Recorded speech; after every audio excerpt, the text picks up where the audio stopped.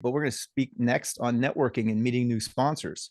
So in this session, we have Alex Licklider, who's a, I think, 4-year Formula Drift racer, driver. Amanda Sorensen, who I met a couple of weeks ago at Nitrocross out in Vegas. She's not only runs Nitrocross, she drifts and she runs off road. And then also Andre Jackson, who has been with Toyota, I want to say 25 years. I've worked with him about 15 of those years.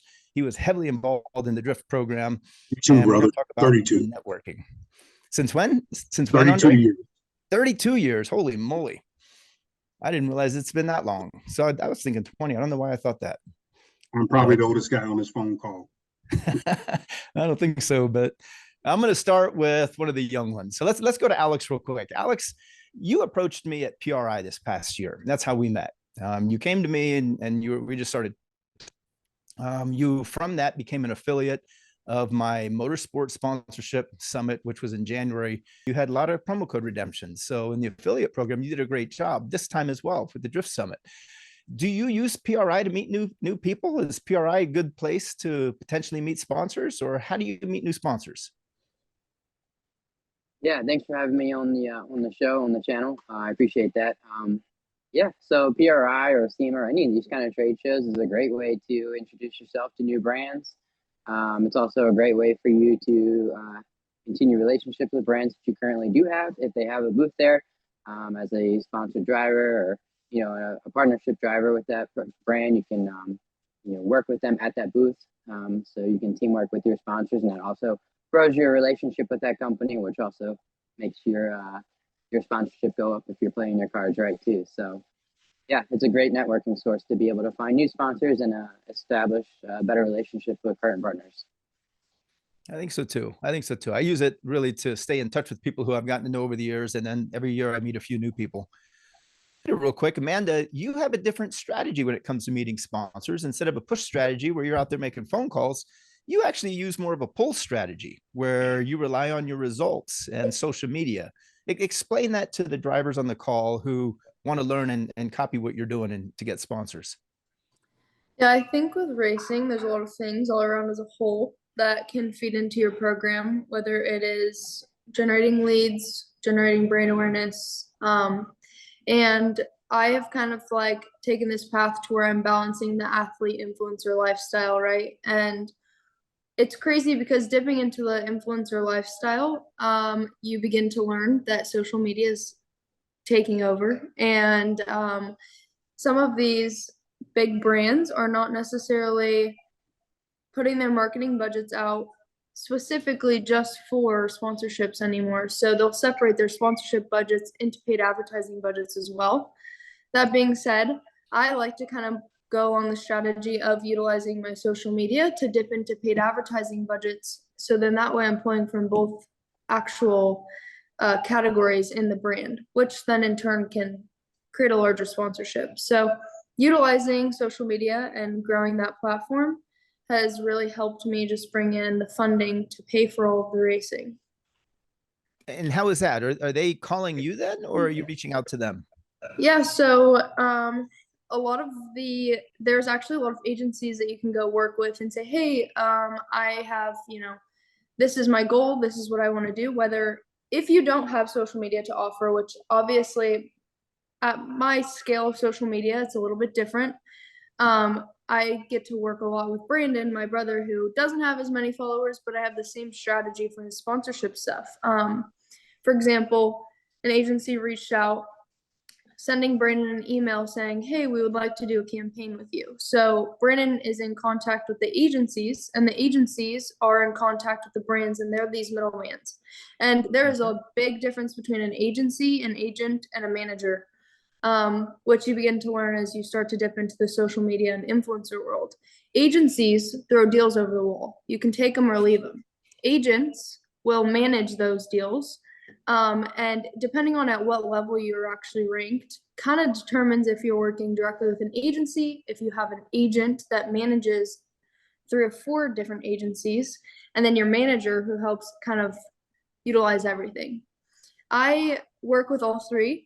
However, Brandon doesn't, because Brandon's at a lower level on social media. So I have Brandon working with agencies directly, and agencies will call and say, hey, we have somebody offering, this deal. For example, I'm negotiating a deal right now for Brandon, and it's a Shell commercial, actually. But believe it or not, the Shell commercial is coming from a completely different industry, or a different, I guess, cloud from that actual company, and it's not the typical sponsorship people. They're just the people that are in charge of paid advertising budgets.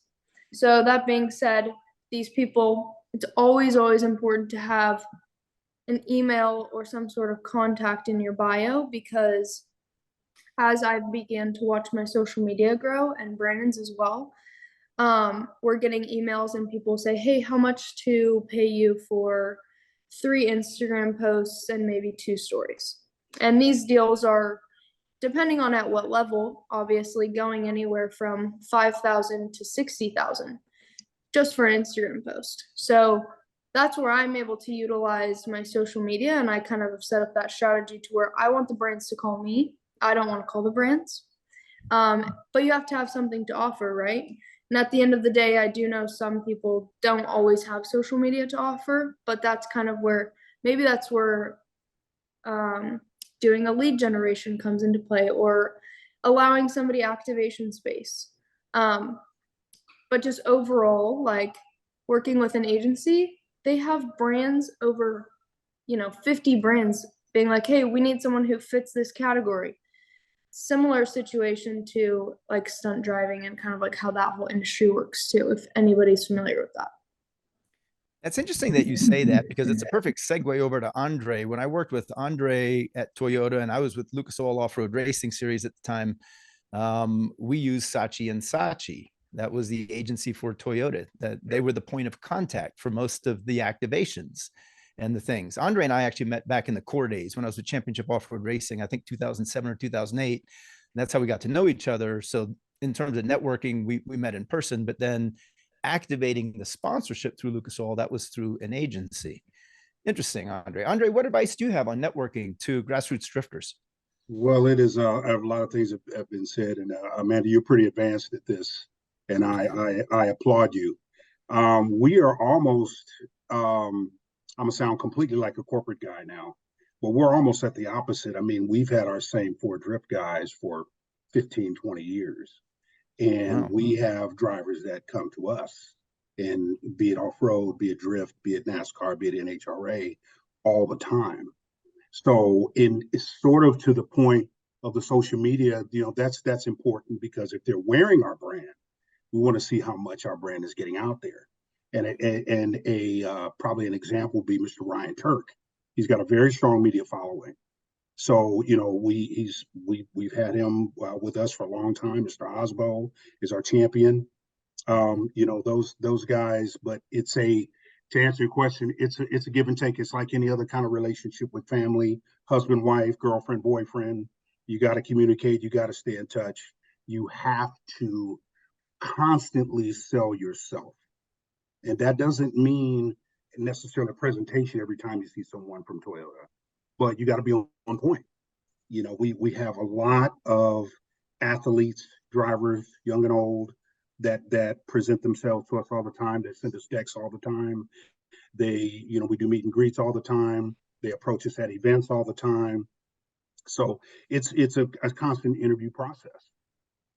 Then so how did you meet your current drivers? How did you meet your current drivers? That was it was a little bit, well, let's see, golly, Ken's been with us for like 20 years. That was back in our Scion days. It's been a while then. Okay. All those guys, actually, Castro, Osbo, and Turk, back when we were really promoting Scion. So that group, I was not in the Scion group, I was in motorsports, and Scion was doing that part of motorsports. So, but the courting, the screening, the social media, the relationship, all applies the same. Sion's still a Toyota brand, even though it's not around anymore. But that's how it started. So obviously, when the Sion brand went away, it migrated over into Toyota Motorsports overall.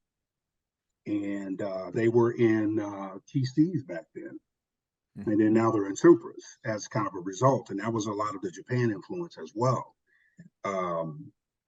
But yeah, so it's ongoing. You don't start and stop when you're networking. It's ongoing. So there's hope for drivers on the call who are looking to potentially get sponsored by Toyota. There's still hope that there is a chance that one day they can be sponsored, as long as they don't give up and they're persistent and they form that relationship. It's not Absolutely. something Well, that you're yeah, closed, you're for drivers, yeah, you've done 20 years ago. right. And you've heard me, you've heard me, Alex, say on many of these calls, don't come with your hand out. It's more effective for us if you're saying, hey, you know what? I've got a way I can help you sell Toyotas. And that you'll have our attention right away.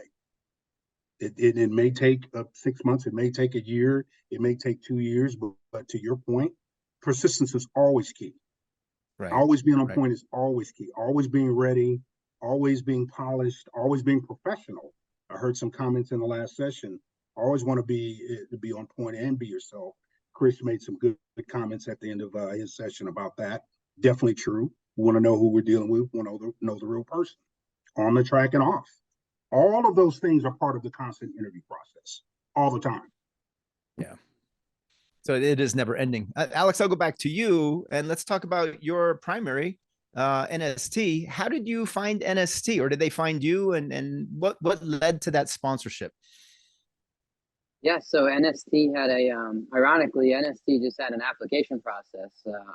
It was the only sponsor I have that I filled an application process and I actually received it. But this application did come by referral by the Pro-Am series that I won my FD license from. They were like, hey, any of our Pro-Am drivers who are looking for some good partners, these guys are good people. So they came highly recommended. So I took it a little bit more serious. I've seen other big brands that are all like, oh yeah, just go online and apply and you'll get sponsored. So this one was a little bit different though. And then through that was multiple interviews that inevitably let me get to my position. And then once I was with NST, focusing on growing that relationship and that brand and keeping that communication, has led it to become a title sponsor of mine for a few years now. Do you ask for a sponsorship the first time you meet somebody? No. If No. you're actually trying to get sponsored by a company, don't even mention the word sponsorship. Okay. Introduce yourself as a normal person, just have that good energy and that good communication. Yep. And I think that company will look at you more than they would. I think any company, as soon as you say sponsorship to them, especially if it's the first time you ever met them, instantly they're just like, shut it down. And they're like, all right, I don't really want to talk to this person anymore. That's usually the case. And I would assume that's the way at PRI as well. I give presentations at PRI, I speak on sponsorships. I do the educational seminars on sponsorships. You'd be surprised how many decks I get. I don't issue sponsorships. I haven't done that in a long time. Haven't been involved with that in a long time, but I'll walk away from a PRI with literally 5 or 6 decks at the end of every session, which is interesting to me because drivers and teams will use that as an opportunity to sort of hand their marketing material to anybody with the term marketing on their business card. And that's not really the way to do it, because you want to get to know somebody first. You want to understand their business needs and try to find a way that your racing can fit into those business needs. Let's go back to Amanda. Amanda, you race in many different series. How is drifting different from off-road, different from nitrocross when it comes to sponsorships? What sponsorships want from the series? When you're looking for a sponsor for drifting, do they have different deliverables or demands than a sponsor for nitrocross? Yeah, I think that Formula Drift specifically is very millennial based. Whereas their hospitality at Formula Drift is not as top tier as I would say at nitrocross. Or even just like I was doing some IMSA stuff recently. And depending on the brand, and at what kind of level they're at, kind of determines where they go. Right? The Air Force, for example, they're my title sponsor in Formula Drift. I guarantee you I could not pull as much money from the Air Force if I wanted to go race IndyCar versus my Formula Drift program. Why is that? Because in Formula Drift, it is the 18 to 24-year-old millennial demographic, and they are looking for brand awareness. They're not going to get brand awareness at an IndyCar race.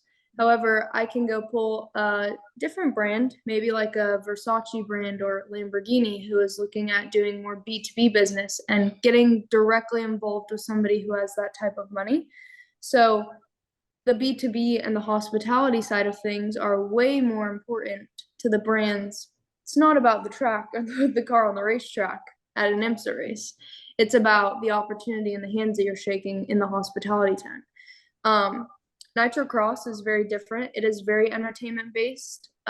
Being that Dana White and the Fertitta brothers have now invested a lot into it, they are doing the similar thing that they're doing with it as they did with like UFC and Ridiculousness, and that's more of an entertainment thing. So I am approaching brands and I'm utilizing brands that are looking for kind of that more B2B, also brand awareness side of things. Because Nitro Cross is so based around content, I see that I'm pulling a lot of these brands that are coming in and saying, hey, how much for an Instagram post? I'll be like, well, actually, instead of doing 30 grand for an Instagram post, let me upsell it and wrap the car. And now it's 50 grand and I'm covering costs for the actual race itself. So they're getting brand awareness, they're getting hospitality access, and we're doing fun content creation because Nitro Cross is more entertainment based.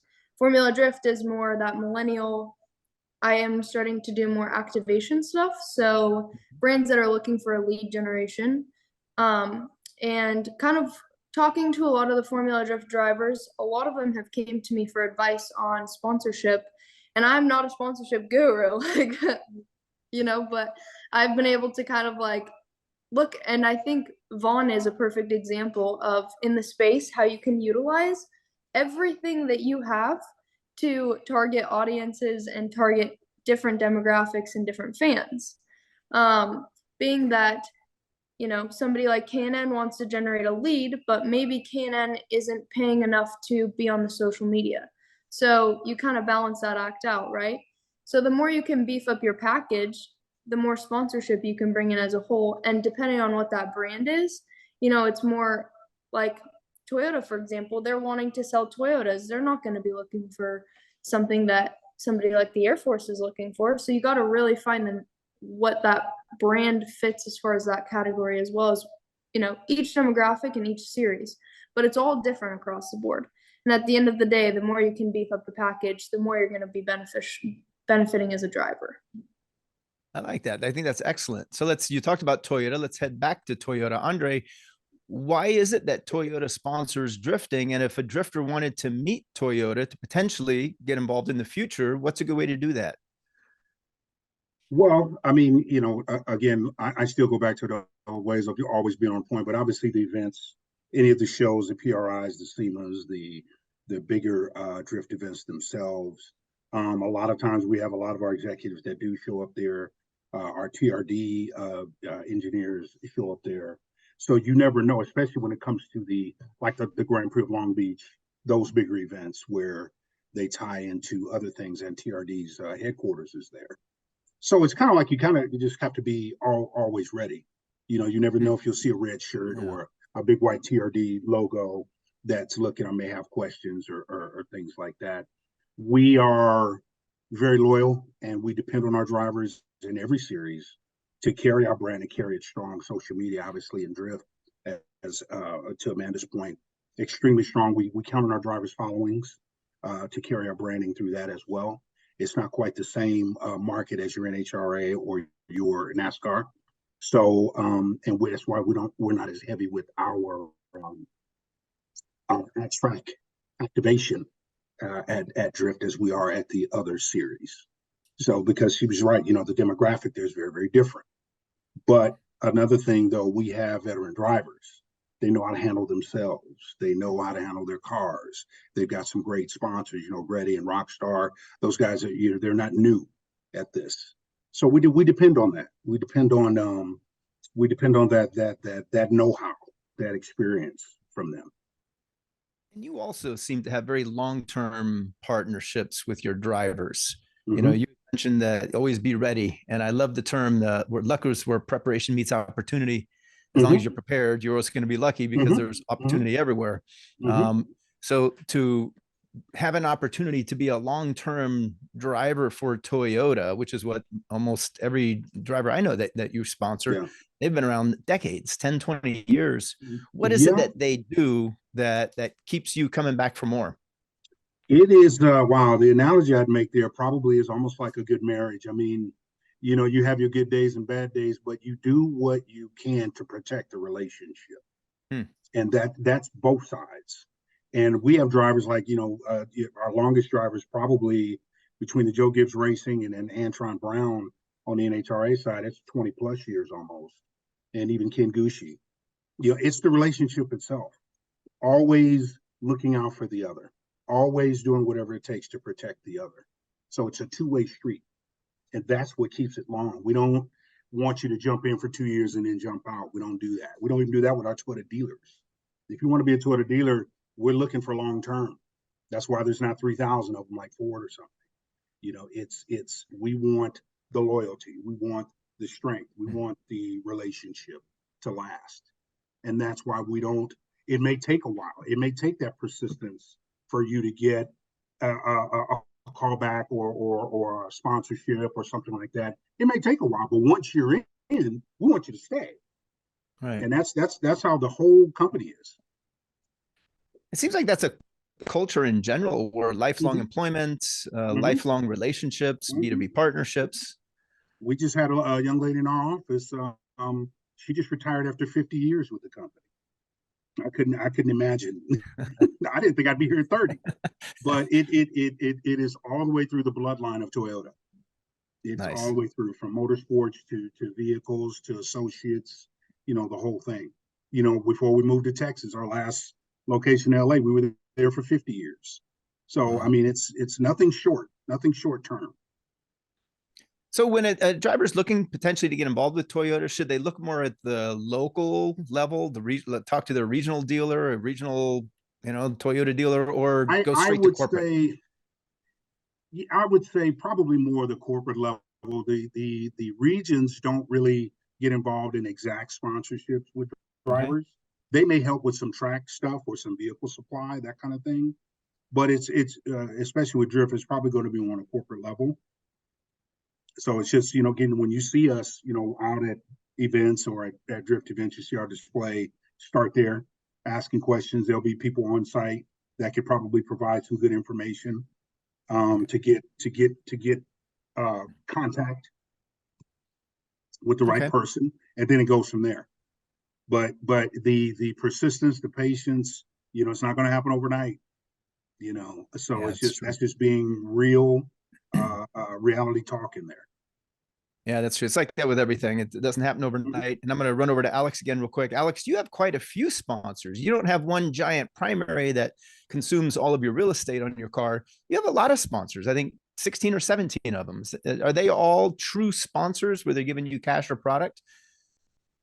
Yeah, that's right. I do. I have 16 sponsors. I'm very proud of all of them. I've had them all for a very long time. Like everybody was saying, it's a long-term commitment that I'm here for the long term. So even the very first sponsor I got, a little tiny bagel shop that gave me $500. And I used to think that was like the coolest thing ever. It's the biggest sticker on my car. And I was buying tires to be able to go to an event because I got $500 from this little tiny bagel shop.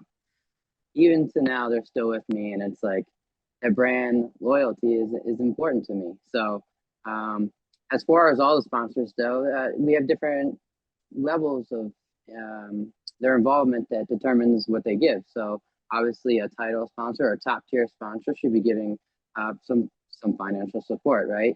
And then down from that, if you can get free product from a sponsor, and then from there, if you can get free service. So if you have somebody who's like, oh, I'll VA swap your car for you and you won't have to pay for anything, that's huge. And then finally, the last thing I would try to attempt to go for is a discount on products. But I really try to steer away from that at this level of my career. Let's talk about how you found those sponsors. Did you find them all the same way? So originally, when I first looked for sponsors as a grassroots driver, I target locally in my area. So that bagel shop or that little pizzeria shop, and these small local sponsors allowed me to be able to continue my relationship with them. And it's very easy because I'm local. I go into that pizza shop. I might order a pizza there, a couple of times a month or whatever. And just being able to see that. And when you build that relationship in a small sponsorship level, it teaches you how to get bigger sponsors later and how to have that correct relationship, as opposed to just being a grassroots sponsor and boom, now you're sponsored by Toyota. Go ahead and handle that. That's a lot. Yeah, true. True. All right. Let's stay on you for just a second, since we only have a couple minutes left. Any last words of advice to drifters on the call seeking sponsorship, something that you've learned along the way that you want to relate and share? And then we'll go to Amanda and Andre in that order. Yeah, sure. So if you're looking to get sponsorships, like I said, really start local. I mean, that's what I did, and it's worked well for me. And even some of those local sponsors are still with me today. And when you actually learn that relationship, you can target larger sponsors. I consider myself very personable, so I'm always trying to engage with these people in person. I don't ever like cold call people to try to get sponsors. It's just not really my tactic. I like that one-on-one and just trying to create that relationship. And who knows, if you go somewhere like a PRI or something and you had a good laugh with a sponsor, or even if you got invited to go out to a dinner and you guys have drinks and having a good time, it's those memories that you guys will share. It's what's going to set you apart from another driver who's trying to be sponsored by the same company. I like that. Create memories through your experiences. That's a really good one. I like that. Amanda, how about you? Any last words of advice? Yeah, I think honestly, like Alex was saying, is building those small relationships go a long way. And not only does it go a long way with that person, but also there's a lot of life lesson behind a lot of these things. I wouldn't have been able to manage the big contracts that I have now if it wasn't for the small contracts that I had to learn how to manage first. And just to really touch more on what Andrea said is like, I feel like it's crazy that the racing atmosphere and industry is so big, but it's so little at the end of the day. And you never know, because that person that you've seen maybe standing in the driver's meeting next to you, or even the person working in the kitchen, you never know, could go a long way into this racing industry.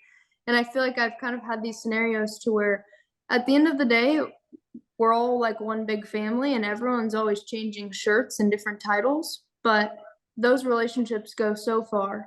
And just always having such a professional look and always making sure that you're taking into consideration your brand and your personal image when it comes to being in the industry. I think it's huge. Like, not everyone has great days, but also like if it is a bad day, learn how to make the lemonade out of lemons, right? And so it's like, I know it sounds cheesy, but like it really goes a long way, just everybody in the industry, and always maintaining that personable relationship with a lot of people. Excellent. That's great. Thank you, Amanda. Andre, last words of advice. They nailed it, both Alex and Amanda. I mean, little things can turn into big things, but it takes time. And if you're always ready, then you don't have to worry about getting ready. And the relationship over time, it's going to have ups and downs. You guys know the name Kyle Busch. There was definitely down days when we dealt with him, but there was a lot of good days too. The point being is the relationship was still there, and that takes time. Well, no matter who you go through, who you meet, who you greet, it takes time. And that's the patience and the time and the persistence is the main thing. Like they said, little relationships turn into big relationships. And I agree with that. Good relationships actually strengthen over time. And I can attest to that with several people who I know, yourself included. The first time we met, we didn't know each other. Fast forward 17 years, we know each other quite a bit, and we know what to expect. So relationships do take time. I totally agree with that. Thank you, Andre. Thank you, all three of you. That was a good session. Thank you. Now,